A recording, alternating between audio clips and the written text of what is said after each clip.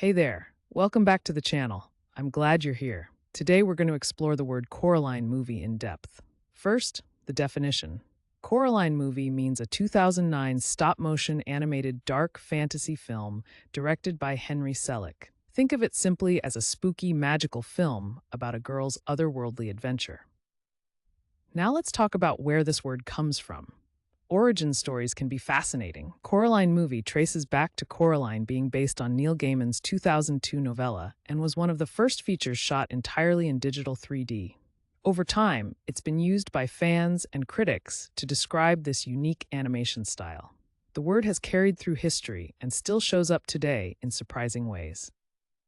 So how do you use Coraline movie in everyday language? Let's go through some examples. Correct example 1. The Coraline movie tells a mysterious story about a girl discovering a secret parallel world. Correct example 2. My little brother was fascinated by the Coraline movie's creepy button-eyed characters. And just for fun, here's a playful wrong example. I tried to Coraline movie, but it didn't go well. See how context makes a big difference? Using Coraline movie correctly helps your meaning come across clearly, while using it wrong can sound confusing or just funny.